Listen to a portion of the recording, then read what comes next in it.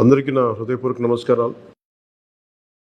కూటమి ప్రభుత్వం అధికారంలోకి వచ్చి దాదాపు 60 రోజులు కావస్తుంది. నేను పంచాయతీరాజ్ శాఖ, అటవీ శాఖ బాధ్యతలు స్వీకరించిన తర్వాత పంచాయతీ శాఖకు సంబంధించి చాలా రివ్యూలు చేశాం.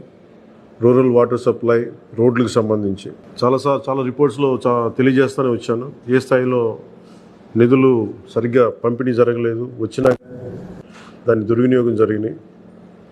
ఈ పరిస్థితుల్లో కూటమి ప్రభుత్వం చాలా చిత్తశుద్ధితోటి ఈ పంచాయతీరాజ్ వ్యవస్థని బలోపేతం చేయాలి అని చెప్పి చాలా బలమైన నిర్ణయం తీసుకున్నాం. దాంట్లో భాగంగానే 3 కీలకమైన నిర్ణయాలు తీసుకున్నాం.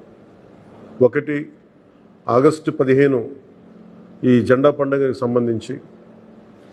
2, మనకి జాతీయ ఉపాధి హామీ పథకానికి సంబంధించి ఒకటే రోజున 13,326 పంచాయతీల్లో గ్రామసభ తీర్మానాలు జరగాలి.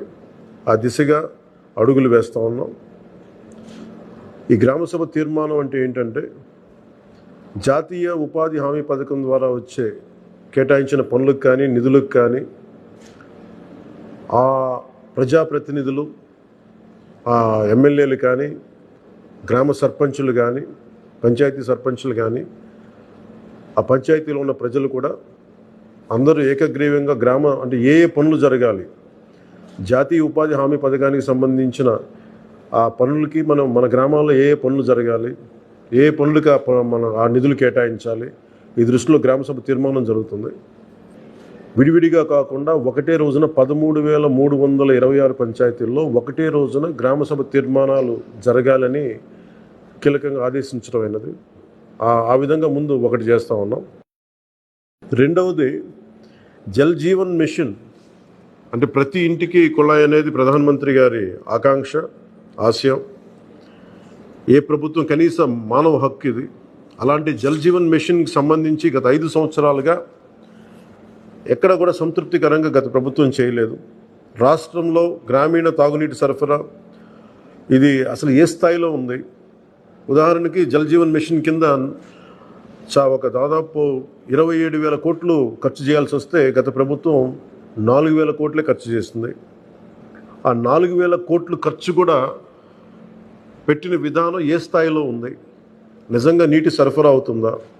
ఉదాహరణకి చాలామంది ఎమ్మెల్యేలు అందరూ కూడా నా దృష్టికి తీసుకొచ్చిందా కూడా నాకు వాళ్ళు ఇచ్చే ఈ పిటిషన్స్ కానీ ఇవన్నీ కూడా ఏం తెలియజేస్తున్నాయంటే, పంచాయతీల్లో కానీ గ్రామాల్లో కానీ జేజే మిషన్ కింద పైప్ లైన్లు వేశారు, కానీ దానికి ఆ నీటి సరఫరా ఉండే ఇది లేదు, దానికి వాటర్ సోర్స్ లేకుండా పైప్ వేసి వెళ్ళిపోయారు.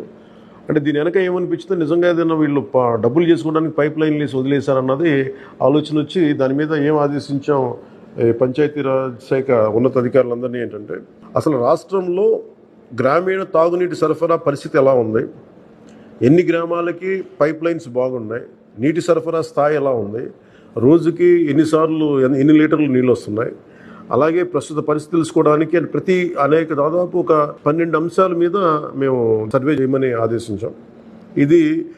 దీన్ని పల్స్ సర్వేగా మీ దృష్టికి తీసుకొస్తున్నాం. ఇది పల్స్ సర్వే చేపడుతున్నాం. దీంట్లో వచ్చిన డేటా ఆధారంగా జల్ జీవన్ మిషన్ని కూటమి ప్రభుత్వ ఆధ్వర్యంలో అత్యంత పకడ్బందీగా ప్రణాళిక రచన చేయడానికి ఈ సర్వే నిర్వహిస్తున్నాం. ఒకసారి ఈ డేటా పాయింట్స్ అన్నీ రాగానే ఏ పంచాయతీల్లో నీళ్ళు వస్తున్నాయి, ఏ పంచాయతీల్లో పైప్ లైన్లు డ్యామేజ్ అయినాయి, అసలు గత ప్రభుత్వం చేసిన 4,000 కోట్ల రూపాయలు ఖర్చు నిజంగా ఆ ఉద్దేశింపు పనులకి జరిగిందా లేదా, వీటన్నిటి కూడా ఈ పల్స్ సర్వేలు మనకి తెలిసి వస్తాయి.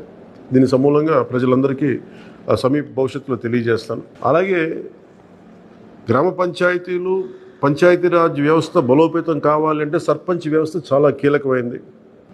గత ప్రభుత్వం పంచాయతీ ఎన్నికలు సరిగ్గా నిర్వహించలేకపోవడం వల్ల మనకి నిధులు రాలేకపోయినాయి.